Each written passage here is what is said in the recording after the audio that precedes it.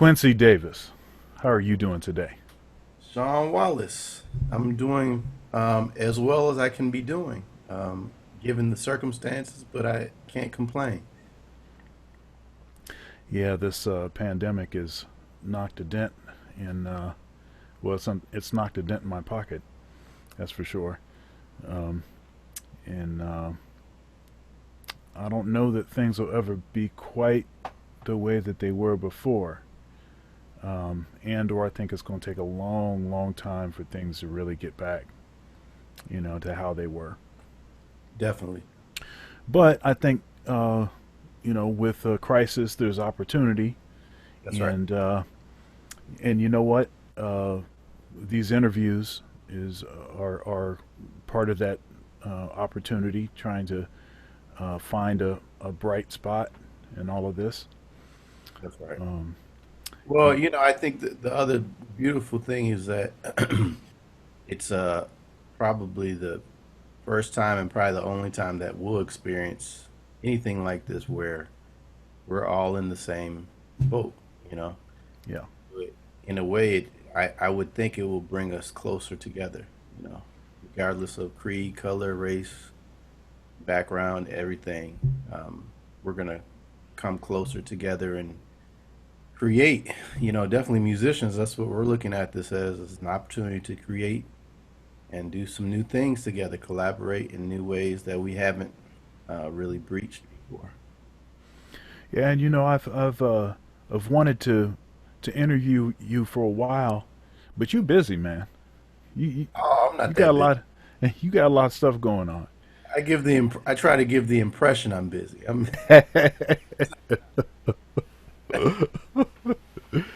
So, all right. So I met you. Let's see here. Uh-oh. Would have been at Western Michigan University, Yes. and uh, That was one. You came in 96, '95. 5. So we started at the same time. Yeah, Okay. yeah. And did you finish up in '99? Yes. Yeah, yeah, yeah. That's right. That's right. Um, I think I played on your recital. Yeah, you absolutely. Why Yeah, would? I Who else? think I was. Yeah, but we played a lot together in those days, and recently, we played together at the Ohio State Jazz Festival. Yes. Yeah, and I actually replayed or re-premiered footage that concert on my YouTube channel recently. Oh, okay. Yeah, and very very cool. Lots of great memories. Uh, so Quincy, tell us about yourself. Where are you from? Where'd you grow up? Yeah. And what was your childhood like? Let's see. I grew up in Grand Rapids, Michigan, better known as G-Rap. Um, and I grew up in a very musical family. Both my parents are musicians and educators in music. Uh, my father's in more the choral and vocal jazz world. And my mother's, well, she was a music teacher in elementary school. Actually, she was my music teacher.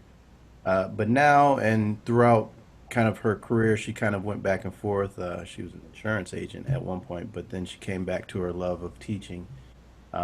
And now she's just teaching piano at home, and she's an amazing teacher. But she also um, runs and conducts the children's choir at church, and she plays for them. And so I grew up in the church, so that's that was ingrained in my kind of um, just it made me who I am, basically going to church and set the foundation. Also, I learned a lot about music. Um, you know, music at a Baptist church. Uh, we first started out at a Presbyterian church. Presbyterian church is where my father, he was a choral conductor at that church. But we were there until maybe I was about 6 years old, and then we went to something completely different, a Black Baptist church, and that's where I kind of was exposed to black music in the raw, black church form, and so that kind of got into my blood, and you know, it's a big part of who I am as a musician. Me and my brother would just sit there and you know, just watching the musicians the whole time and listening and soaking it all in. So, speaking of my brother is a piano player, jazz piano player. He's 6 years older than me, and I learned a lot of what I know about music from him. We used to play together a lot. Just he and I just duet. I don't know what we played. We listened to a lot of fusion music, some jazz, and did a little bit of everything. And yeah, so my brother and then my sister, who is in between us, she's 4 years older than me, Erica. So Xavier and Erica, and she also plays piano, um, but her main thing was art and visual arts, and so we're all kind of artists in our own right, and music was in the air. Yeah, yeah. So, why did you decide to become a musician? Yeah. Well, you know, as I said, since music was it was all around me. Um, I don't think it was necessarily a conscious decision, more than it was just it felt natural. I had a knack for rhythm. Apparently I don't remember, but I used to kind of, you know, hit. I used to like to hit on different pots and pans with my mom's, um, and actually before that I did take piano lessons with my mother when I was really small. But they just noticed I gravitated more towards drums, so it just seemed very natural. And I think that you know it's in the blood. It's in the genes. Thankfully passed down from my parents, and um, my father would sit me down, and this little kid. I was also very heavily into sports, and I still am, but that's all I really wanted to do when I was young. So I'd be out running all around, playing football, basketball, this and that. Um, but my father would always sit me down sometimes to listen to classical works, um, whole symphonies. As antsy as I was, as ready, he would always make sure he sat me down, and we would listen to Mahler symphonies or Shostakovich, and or he was also the chorus master for Opera Grand Rapids for 30 years. Mm. So uh, I was exposed to opera, a lot of operas, a lot of musicals, and so it was just a very natural progression to choose or to go into music, I guess. Now, I can't think of a drummer that swings harder than Quincy Davis. Now you're being kind. Now you, No, I'm serious, man. I played with a lot of great musicians, great drummers, and you you know, I remember the first time we played together, and actually even before we played together, I heard you. I heard you practicing in one of the practice rooms, and I had to come, and this stuff was swinging.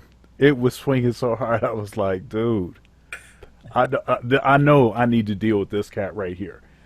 Me and this cat need to play some music together. that's funny, Sean, because um, I don't know if you remember, but my first time meeting you or hearing you, I was just walking down the halls, and I hear a pile of saxophone coming out of a room. We used to do this. He just, and I'm like, who is that? I don't know anybody here who can play like that. And so I had to figure out who it was, and I walked into the room, and I go in there, and Sean is over in the corner, facing the corner, just like smoke coming out your horn. And I stand there for about, I don't know, about 5 minutes. I don't think you even noticed me. And you're just going, and then you turn around and notice me, and and I introduced myself, and that was kind of the first time we met. But you kind of I think you played and you saw me, and then we met. But it was very quick because you went right back to practice and oh, nice to meet you too. It's getting serious.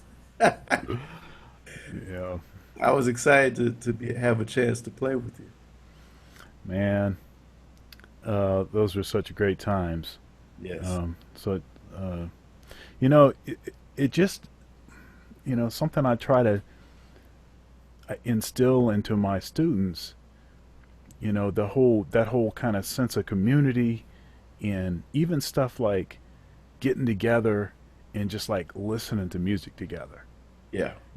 or grabbing a pizza and just, we're listening to Coltrane, Yeah. or um, and it just seems like that is just not it's just not as common, and technology is great, YouTube is wonderful, and everything else, but I think one thing that we risk, or that is a risk for young people, is that because so much information, so much music is so easily accessible, Yeah. that it can be hidden in plain sight. Yes. It's You know, it's almost too easy now. It's almost too easy. And there's advantages and disadvantages for sure.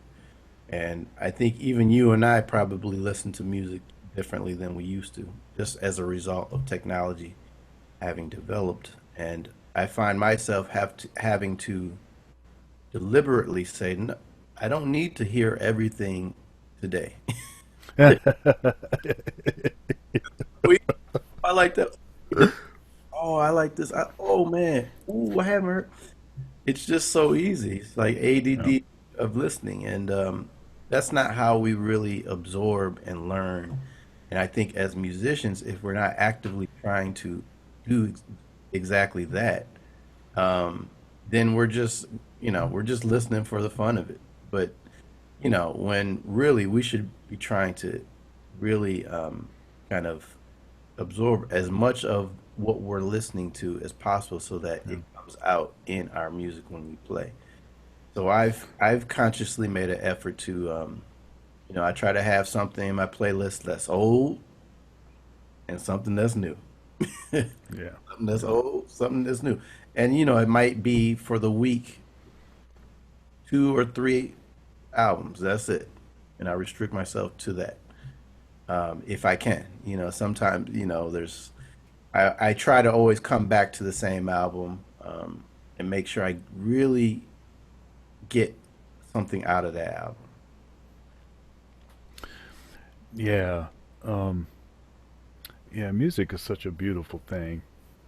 Um, I mean, there's so many styles of music. There's so much stuff to get into, and yeah, it's easy to get lost.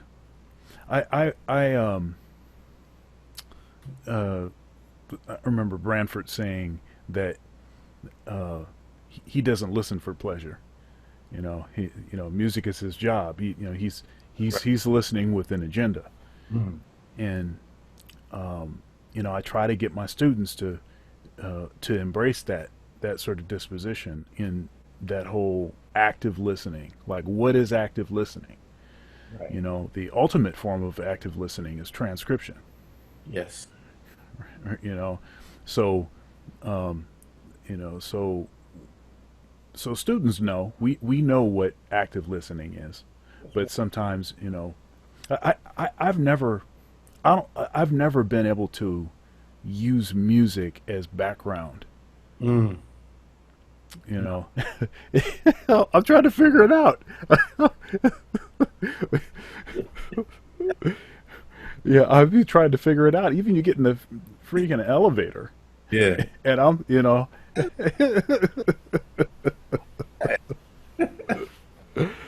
yeah, Yeah, it's interesting.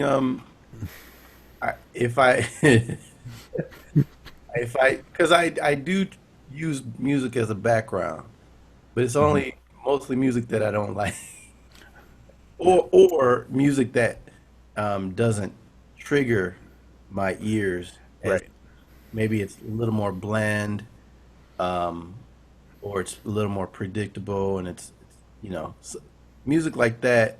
It's easier to tune out and actually, if the volume's low, it's easier to for me to kind of have that in the background and get some work done.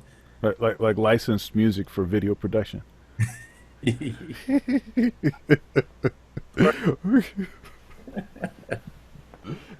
I know what you mean, man. Um, so what projects have you worked on? Bands have you been in and played in, and which were your favorite and why? Oof. Okay. Well, I think it's easier to kind of go chronological Sure. in a way, the best I can. So after Western, I graduated in '99, and then I stayed in Grand Rapids for a year. After which, basically I was saving up money to move to New York. That was ultimately where I wanted to be. And I was, I think that this is another difference with you and I is that we always knew that we wanted to play music, and Yeah. regardless of what it meant, we knew that we wanted to do this for as a career. Not necessarily thinking less about the money factor, and more thinking about this is what we want to do, just figuring out how to make it work. Um, and so when I was in school, that's all I cared about. I just wanted to play. I wasn't thinking about money and how much. I just knew that I wanted to do it for the rest of my life, at least for most of my life, as long as I could. Um, but I find that a lot of students now, it's um, well, I found that some students are scared to say, this is what I want to do. I want to perform. I want to play because they hear, yeah, as a musician, you're not going to make as much money. And I always say to that, there's a lot of opportunity in music, and but the most important thing is that you're following your passion, whatever it is. You have to follow your passion. Otherwise, you get into what you think you should have, you should do instead. Hmm. And years later, once after life has kind of happened, taken place, you look back and say, "Dang, I should have."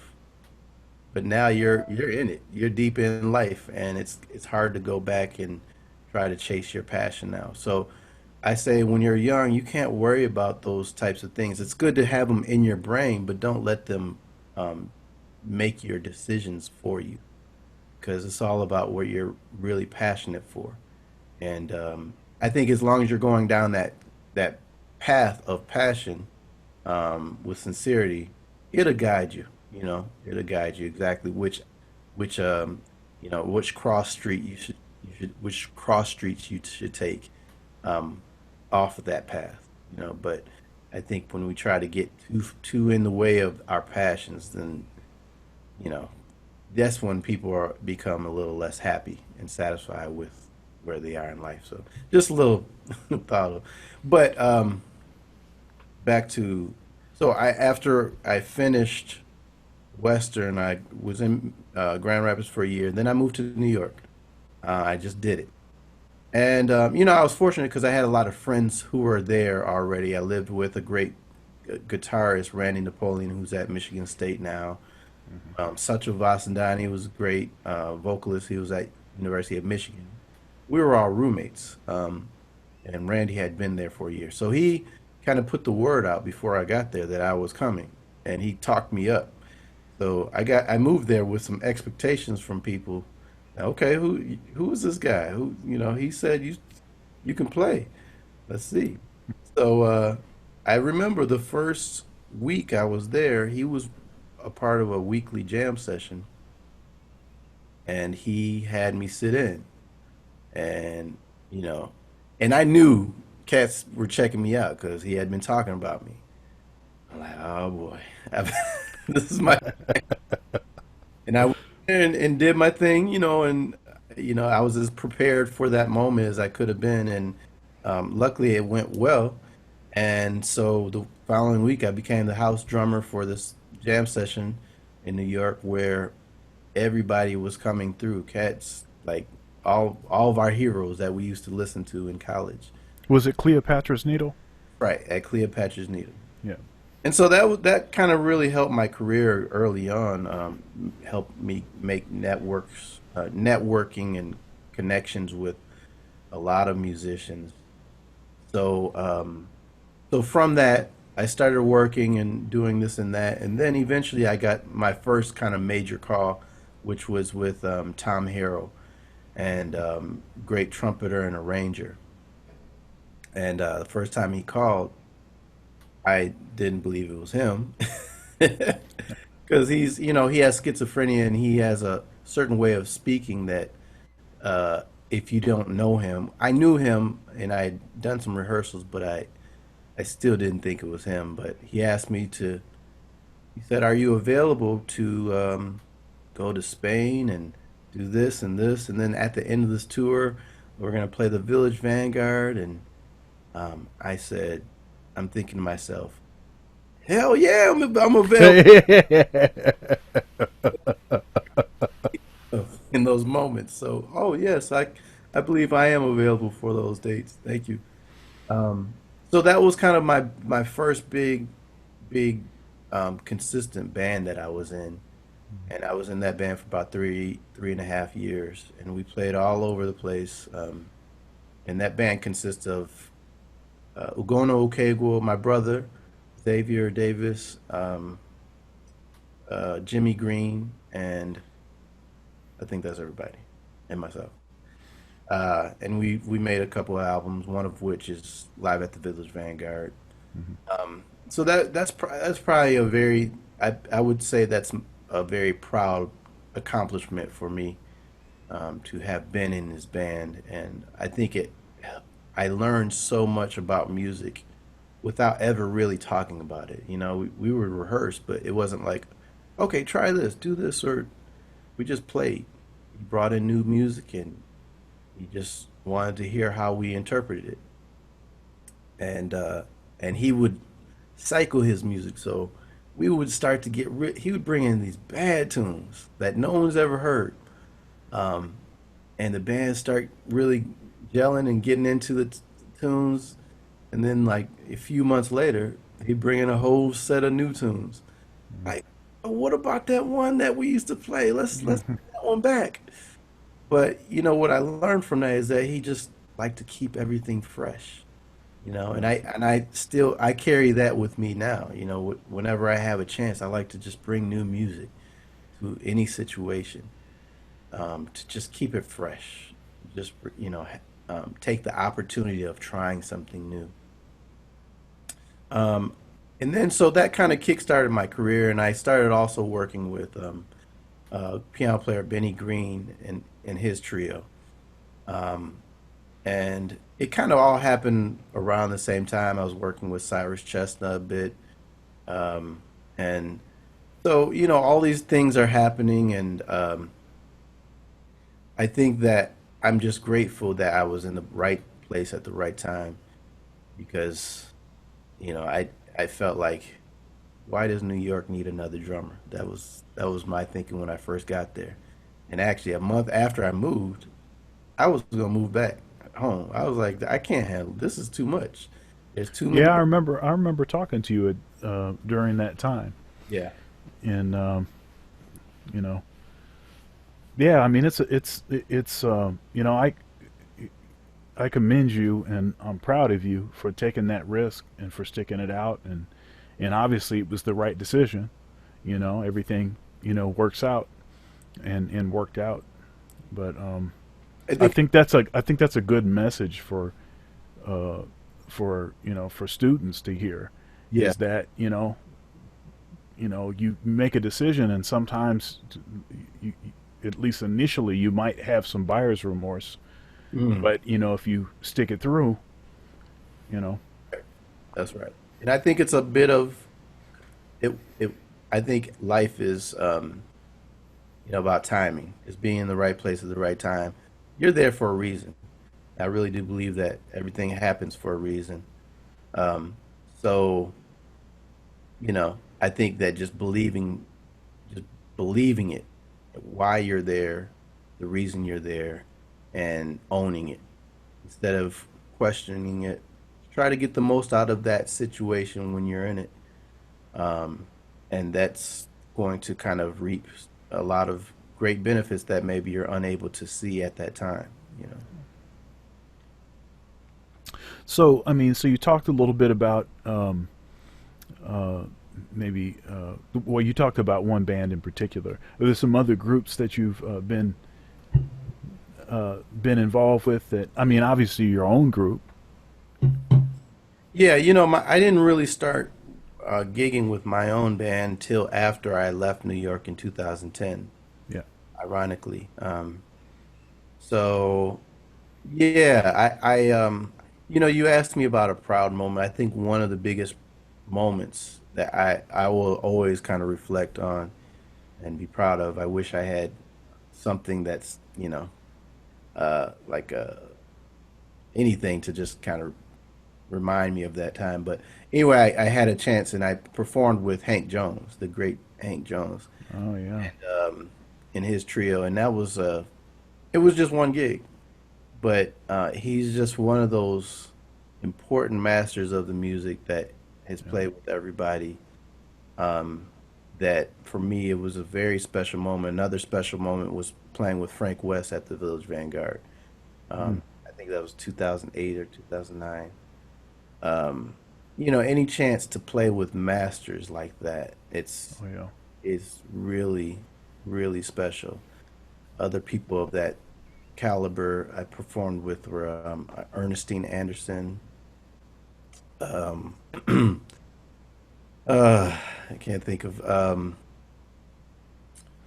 performed with. Well, I mean, back home, Marcus Belgrave. You Oh know, yeah. you know, people like that. It's always very, very special playing with them. I'm forgetting names right now, but I always just cherish those moments above all other moments because as we can see, especially now, as I'm saying this, we've lost so many important masters of the music just Yeah. within the last week and a half. Yeah. Just it's devastating to the music community to lose these icons of the music who are not just stars just because they're old and just because they're popular, but because of their music and what they've given to music. So it's we can never we can never take those moments for granted that we have a chance to play with them, but also just listen to them. Anytime there's a chance to watch or listen to or meet any of the masters, we have to do that. Now you talked about some early, teachers. Your parents, your father. Um, um, who, in particular, when you think of drums, in who in particular was inspirational, influential to your playing, to your particular style of playing, Mm, to what you hear when you think about the drums? yeah, I think it's there are definitely certain people that come to mind. Um, my one of my earliest influences, I think, was I don't know the order. I believe one of my first influences was Peter Erskine. Actually, ironically, I just interviewed him. Um, Peter Erskine with Steps Ahead. Absolutely, it was a big influence. I love Dave Wecko. This is early, early, early. But then as I got more, in later teens, I got really at Interlochen Arts Academy. That's where I went to high school. I got really into Greg Hutchinson. He was probably one of the first who really spoke to me. His work with Roy Hargrove and mainly his work with Roy Hargrove, even earlier with Josh Redman, Eric Reed. I may have heard you talk about him a couple times. We You, were in school. Yeah. you may have. Yeah. Yeah. You say that sarcastic. So, you know, is it was so bad. I don't know if you remember this, Sean, but we did a gig at our group, sextet or quintet. I think it was quintet, right? We played I at think it was a quartet, wasn't it? we played at Notre Dame. Yeah, yeah, it was quartet. And I remember coming off the bandstand. We lit it up, I must say. We lit it up. And we knew it too. We played. Um, we came off the stage and I met somebody who's actually become very important to my life and a good friend, this great drummer in New York, Neil Smith. And I came off the bandstand and not 10 seconds after I came off, he said, "Hey man, sound good. You sound great." And then I was like, "Oh, thank you. What's your name?" We introduced ourselves, and he said, "You know who you sound like, right?" And inside, I'm thinking, "Please don't say Greg. Please don't," because I would have been embarrassed. He's like, "Greg Hutchinson." I said, "Oh shoot," this, and I was embarrassed because I felt like I was just kind of I was a fake, fake Greg Hutchinson. Uh, You know, yeah. it was just a feeling that I had, but it was confirmation that I really gotten into his sound. Um, but it also said, okay, maybe it's time to move on. But even before Greg, another drummer who really influenced my playing was Jimmy Cobb. I love Jimmy. Oh yeah. I really try to emulate his ride beat. Um, and also Carl Allen. Carl Allen's concept of soloing and his sound on the drums was really important to how it developed.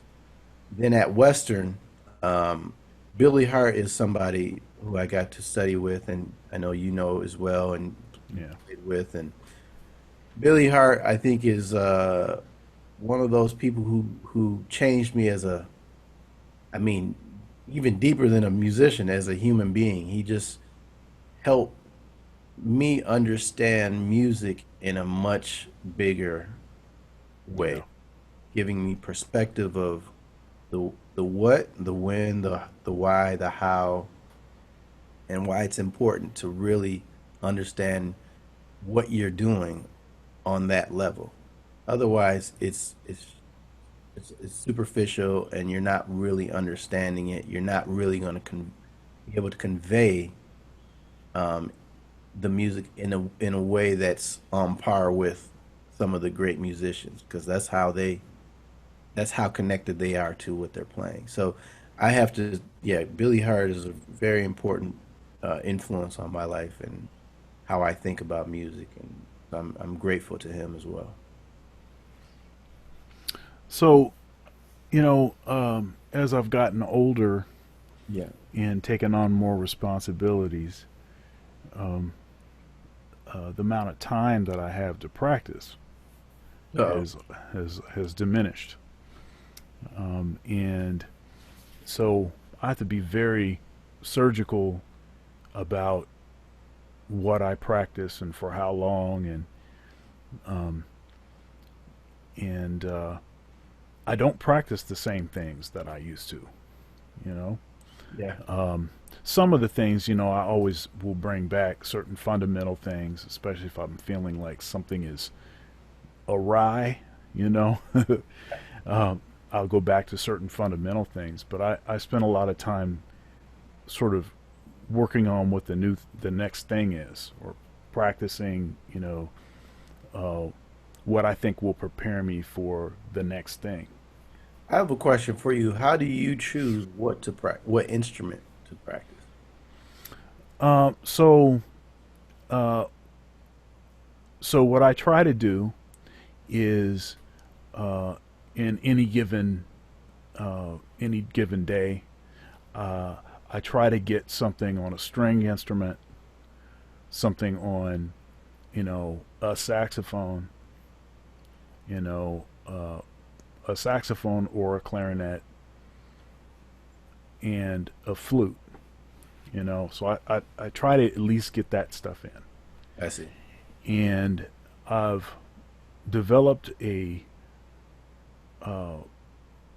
philosophy of practicing uh, that's non-redundant.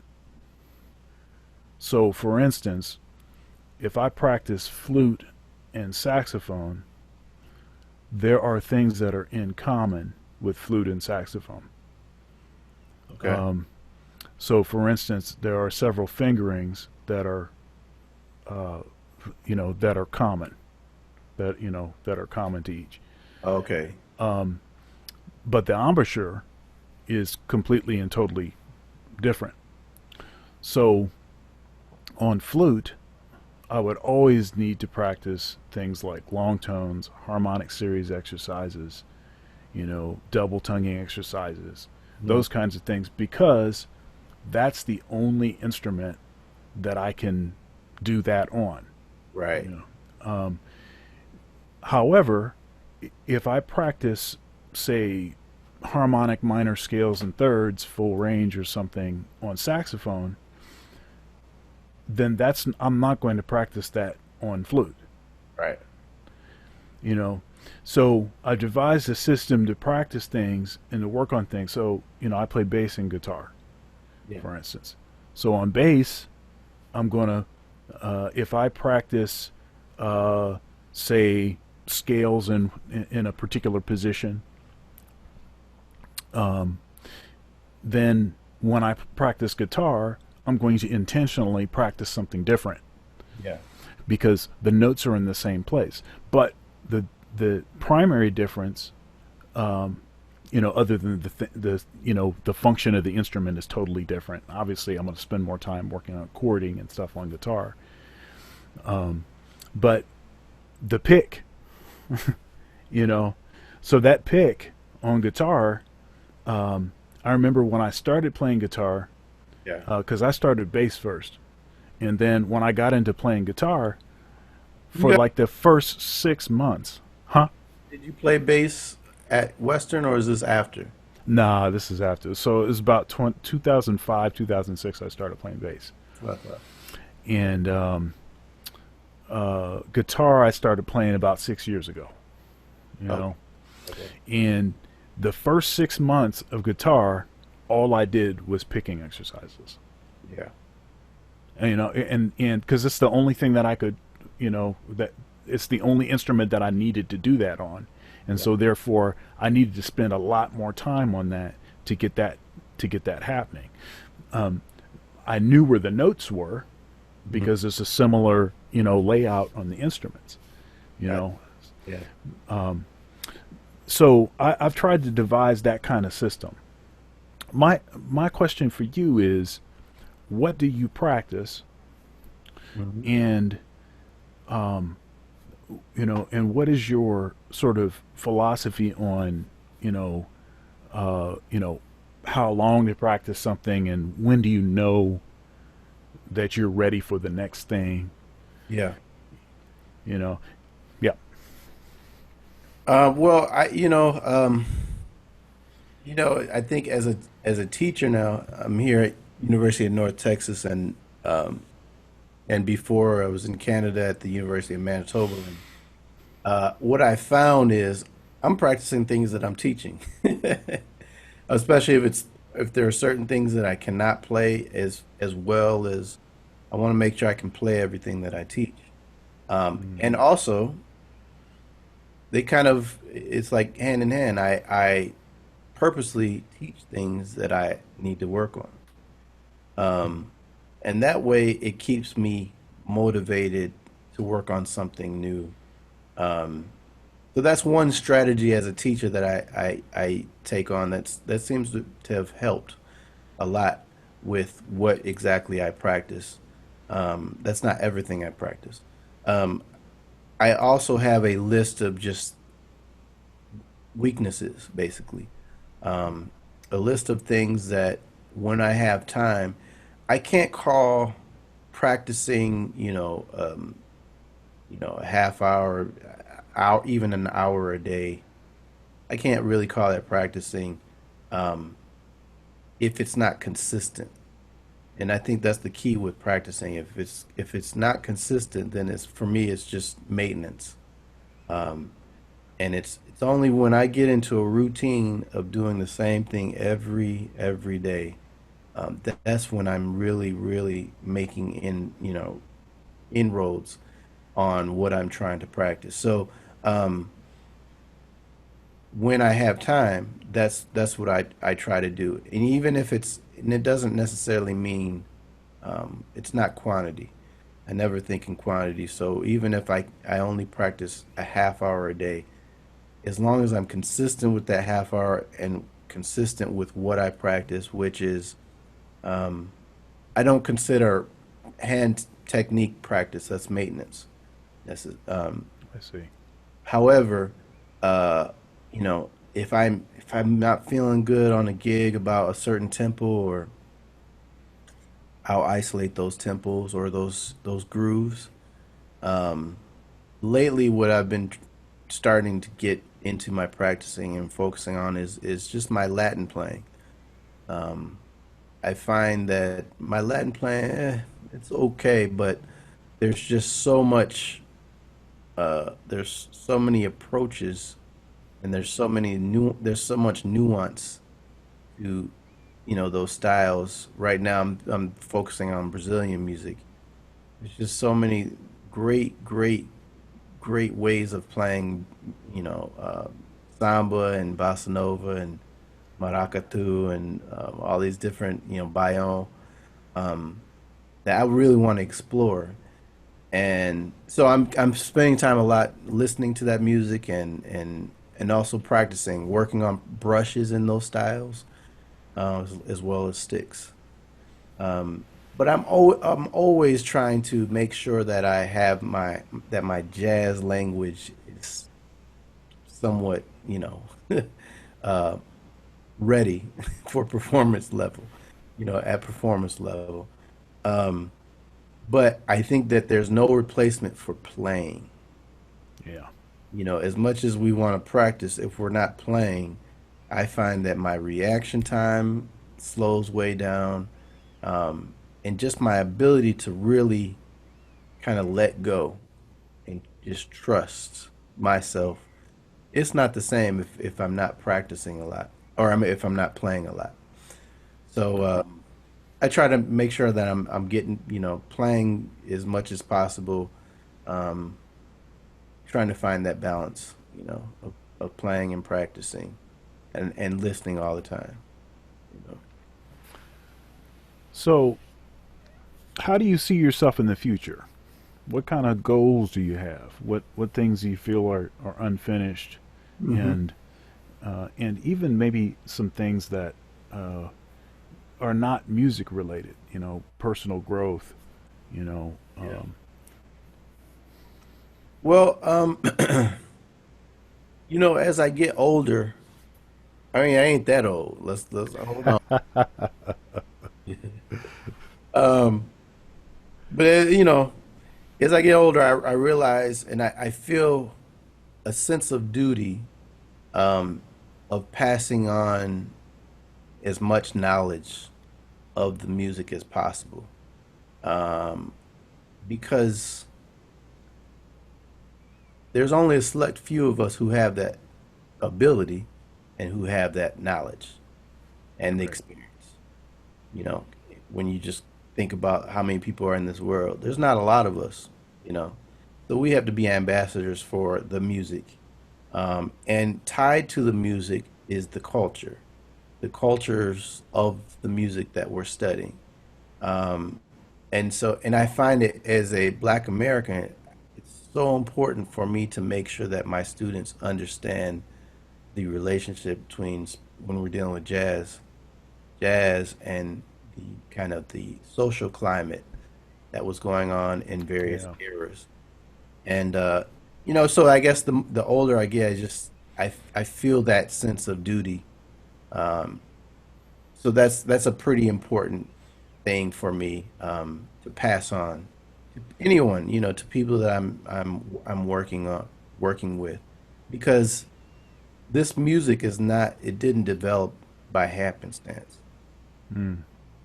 And I think the more students really understand the history and the why and the how and the who, um, within the music and outside the music, it brings more depth to their playing, which that's what it's all about. You don't want to be playing in a way that's kind of on the surface and not really getting to the nitty gritty, the meat and potatoes, and the the stuff that really can impact a person or a people when they listen to you. Um, Point for me, and I know you would agree, it's pointless. If we're playing this music, we're striving to express ourselves in a Hmm. using music, right? Using rhythms and using textures, using harmony and melody and blues. And I think that if you're not aware of what's, where it's come from and the significance of it to the music, you're not really going to tap into that higher level of expressing yourself in a way that people can feel you and they get you and they understand you. Bringing the humanity to the music is so important. I think it's analogous to something that I consistently have experienced. Um, there are certain things that we can just do, Mm, and we may not understand it, but we can just do it. And in every scenario where I've had a teacher that's been able to break it down and show me exactly what it is that I'm actually doing, I always do it better. that's right. I always do it better. It gets more precise, more refined. I interviewed Trent Keniston, Oh wow. yeah, for this series, and that was a uh, yeah, that was pretty, yeah, it was a great thing because he did so much for me, Mm, and um, in one thing that so the way that I articulate, um, uh, I call it Sonny Stitt articulation. I got it from Sonny Stitt, right? yeah. And Sonny Stitt articulation really is Charlie Parker articulation, but it's just more refined. Right. Okay, and so there's a certain kind of clarity, that Stitt always gets in particular when he's playing like double time, you Mm, know. And I remember, I just had absorbed that from listening to a lot of Stitt. And when I got to college, um, uh, Trent, he, I was trying to explain what I thought I was doing with articulate. Yeah, I think I'm tonguing every note and like this. He says, no, that's not what you're doing. actually. Actually, what you're doing is you're tonguing every other note, and the back of your tongue is clipping the reed. So do what, do what, do what, do what, right? So then when you play at a tempo, what happens is it's hard to hear what side of the note the tongue is on. Uh, So then it's very articulate, and it's what Sonny Stitt does, you uh, know. okay. And so once I understood that, then I got really clear and refined at that skill. So totally, I think if you don't historically understand what stuff comes from, what's meant, Mm, what the social climate is, and all that kind of stuff, it just doesn't have the same meaning. I think, and once you do have that understanding, it just allows you to express and experience the music just in a far more profound manner. It's on a different thing. that's right. Yeah, That's right. yeah. Agreed. And I think that um I kind of mentioned it, but just what often for me gets overlooked and taken for granted in music is just bringing the human element and the human experience to what you're doing. Um, I do remember, it's not really a story, but I was playing a gig and I was not feeling good. My hands felt terrible. It was just one of those nights. But I had to get through it. And it was just the beginning of the night. I'm like, oh man, this is gonna be rough. This is just a couple years ago. And, I'm playing and I think we played Night in Tunisia. And it's cool. I'm just trying to give as much as I can. And obviously, I feel it more than anybody. Like probably no one else in the place knew that I was struggling or whatever. Maybe they did. But and then then of course they give me a drum solo. I'm thinking, I don't know what I'm gonna play. I can't play anything. My hands feel like rocks. Uh, And at that point I said, you know what? It doesn't matter. People don't care how you feel. They don't uh, care that you had a bad day. They don't care that your hands feel terrible. They're there to have a good time. They want to right. feel something. And it's at that moment where I let go. I said, you know what? It doesn't matter. Express something. Express what you're feeling right now. And it, at that moment, I just let go and I went into something. I don't know what I did, but I just went deep into it. And it was, whatever, I expressed myself. And it was honest. It was genuine. Was it perfect? Nope. But it was real. Got through the tune, got through the set, and then someone comes up to me and says, "That was amazing. I've never heard it." And that's when I realized that it's because I gave them something that they could relate to musically. Mm, That's all that's important is that they can relate to you as a musician, to your experience. They can see themselves, their self in you yeah. and what you're doing. And that it's an inclusive thing. You're bringing them in. It's an experience that everyone is a part of, rather than I'm doing my thing and you're not a part of this. I'm too good. I'm too smart for you. You know, Right. it ain't about that. And that's really, I mean, that goes back to understanding the history and why it's important to have that for the audience to hear and feel you in a way that's human, you know? Yeah. Yeah. We should always be pressing and trying to improve and aware of our weaknesses and all that.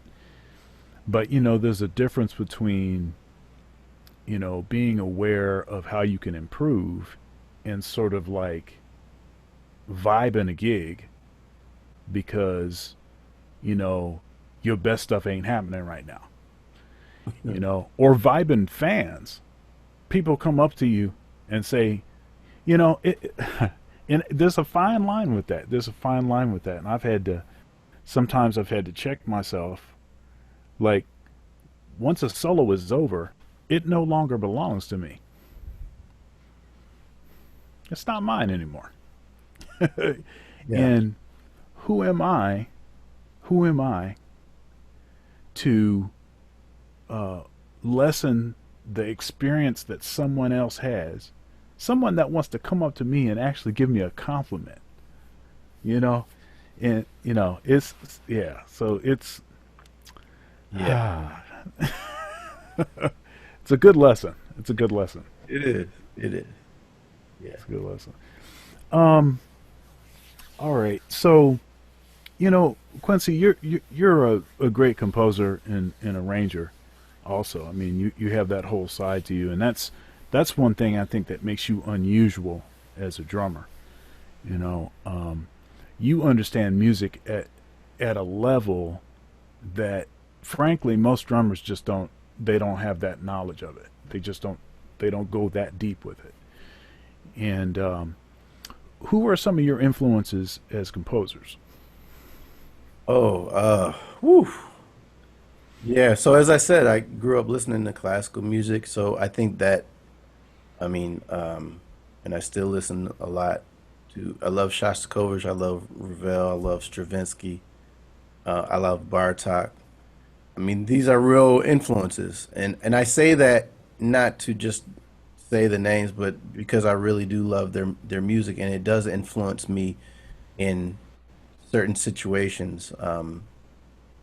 If I have a larger ensemble, I can kind of tap into some of those timbres and those sounds, and but more on the jazz side. Oh man, Nelson Riddle, Duke Ellington. Uh, I love the music of Mulgrew Miller. Um, I can't even think of names right. I can't think of any composers right now. Oh,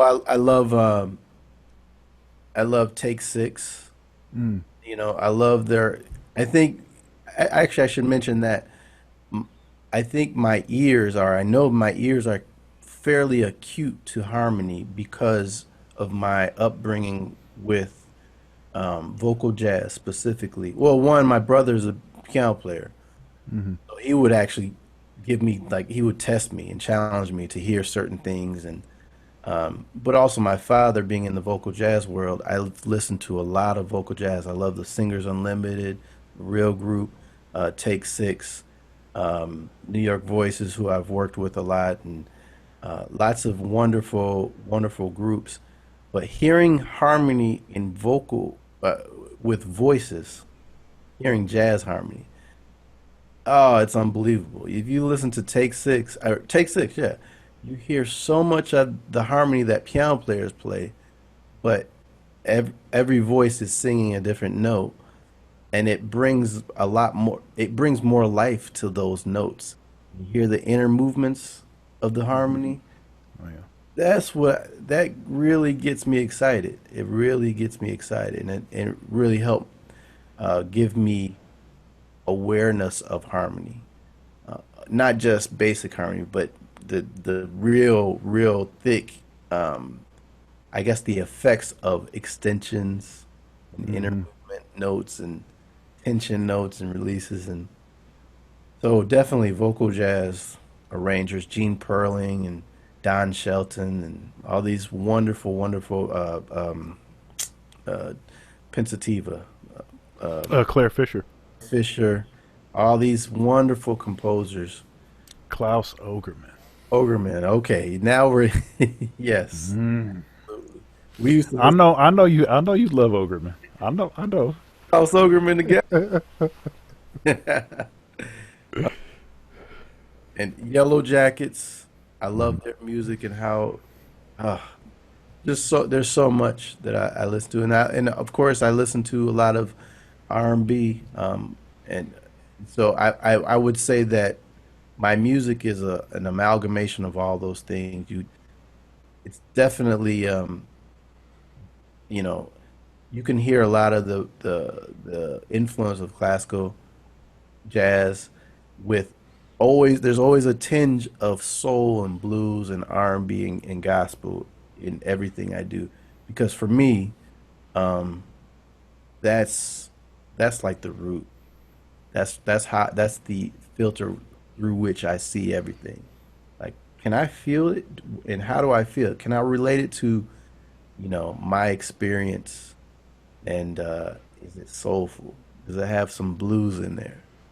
And everything that I listen to, the things I gravitate towards, regardless of the genre, have that. You know, when when I called you to come and play for the jazz festival at Ohio State, and and I said, hey, give me like 6 or 7 of your compositions, and here's the instrumentation. And I remember, I don't know, a month later or something, you sent me a text. You play bass clarinet? I think I probably still have it joined on my phone, and I was like, "Yeah, I play bass clarinet." He's like, "Okay, good, good, good." Yeah, I, you like I said, you're an unusual drummer in that like you even have like all of that stuff is like happening in your head, and that's another reason why it's always a great experience playing with you. You know, because I because the way that you respond to when we're playing, the way that you respond to what it is that I'm playing, it just it's like you understand something about what what I'm getting at, in the inside, in the little nuances of what's happening, and it just makes it that much more, um, you know, conversational and Yeah. that kind of Well, thing. well, also, but the other side is that other side of that is that you, as a musician, being aware of, I mean, playing all the instruments you play, and also just being aware of drums in the way that you are also helps that. It's not one-sided. And there's so many musicians proficient and they can play, but they're not aware. Therefore, um, it's almost as if they feel like they have to do everything themselves, and which is not the case. You know, it's something that you create with the band. And so I feel that with you, I feel like we're creating something together because not just because of me, but because of both of us. You're aware of what I'm doing. I'm aware of what you're doing, and everything that's going on in the band. So I just it's not just me. Well, thank you, sir. Yeah. Um, you know, is there any? So you have any upcoming projects, things that you're working on, like a recent CD or something that you're working on that's coming out, or I was going to say a concert or something that you want to promote, but Sadly. Um, but I am working on, yeah, there's a bunch of things I'm working on. I just finished mixing an album that a sophomore release of mine, which it's going to be entitled "Songs in the Key of Q 2," because there's a number one. "Songs in the Key of Q" came out in 2013, I believe. So it's been a long time. Um, so it'll feature all my music, a lot of my music. I guess it'll be all my music. Um, so I'm excited about that. I'm working on a book of basically for drummers, jazz vocabulary, bebop phrases. Um, I'm a bebop nut. I get on the piano and with my limited technique, that's all I want to deal with. So oh, and you're a good scat singer too. I'll, I remember that. I will sing some changes now. I will sing some changes. I remember I came to New York to visit you. I had some job interview or something, and I stayed with you, and and uh, and you warned me. You were like, "Hey, man, you know, I have a routine in the morning, and part of it has to do with scats. I got to scat some, like." And of course, I knew that you were a great scat singer anyway, but I just thought that was it's one of those memories that'll always stay up there. I sing. When I don't want to sing, I sing. Just singing changes, any changes. I'm also working on an invention, actually. Can't really tell you what it is, but it's an invention for drummers and non-drummers to help them adapt to, um, you know, basically work on their technique, on holding the sticks, um, and I also have a YouTube channel. It's called uh, Jazz Drummer Q-Tips of the Week, where I deal with different subjects and kind of show different techniques and phrases and kind of similar to what you do, I think, on your channel. Um, and I also do some interviews. I'm interviewing Carl Allen on Monday. Just interviewed Peter Erskine and basically just trying to make sure that I'm doing my part in passing on what little knowledge I have and skill I have. And also, I think the interviews are very important. I think this is great that you're doing this, uh, because it allows people to kind of learn from, you know, or learn about people, musicians, and get different perspectives of how a musician's life can can go. Yeah. Thank you.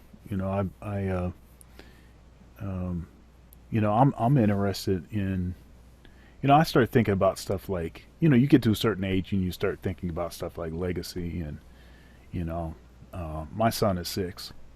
He's going to inherit everything that I have, Yeah. and I want to be able to, and then also, there's certain interviews that I want to do because, um, like, you know, uh, folks aren't going to be around forever, and especially people that had like really profound influence on me and impact on me, and uh, and but even more than that, I want my students and the people that follow me to hear what you guys have to say, Mm. because it's the real stuff, and um, I've asked each of you, and will ask each of you, what do you practice, you Yeah. know, and um, because of the kind of people that I'm interviewing, people like yourself,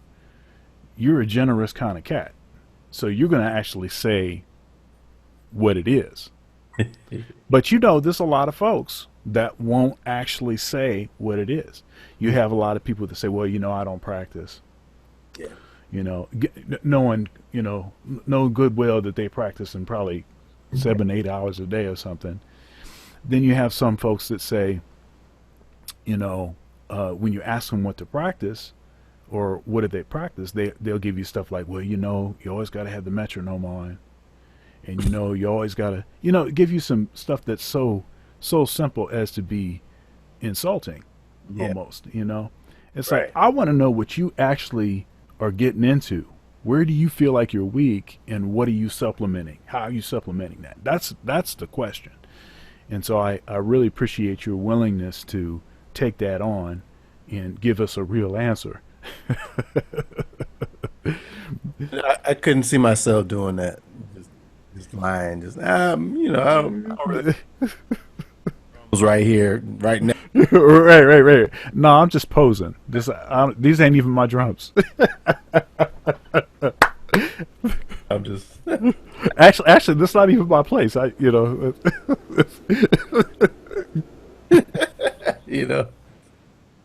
All right. So, No, I will definitely. Go ahead, man. I'm sorry. no, I was just gonna say it's important to share, and pass on what you have. If that's a part of what we do, you know. If we're not doing that, then we're selfish. In the spirit of Dizzy Gillespie, that's not what the music is. Dizzy shared. He was educating, and people would go over his place, and Mary Lou Williams is, people would go over her place, and she'd take everybody in and talk about the music and really deal with it, not just, oh yeah, he was just practicing some C major scales. Yeah, right.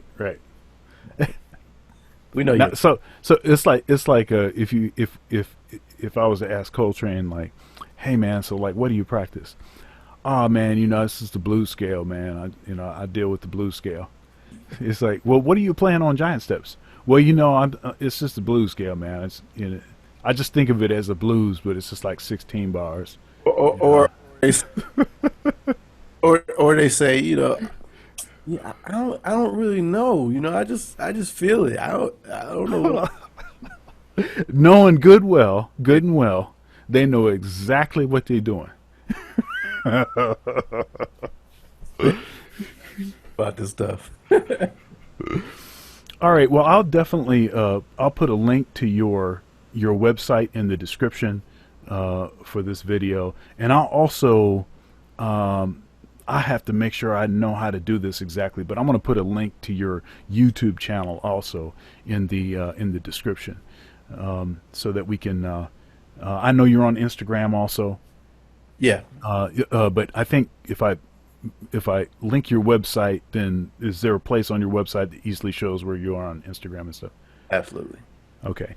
All right. Well, Quincy, thank you so much for your time. I so appreciate your generosity with information, willingness to answer questions and be honest and everything. And I knew you was going to do that. That's why I asked you to do this. Also, I asked you to do it because you're one of the finest musicians I know, and you're also one of the finest human beings I know. Oh, stop. Just stop.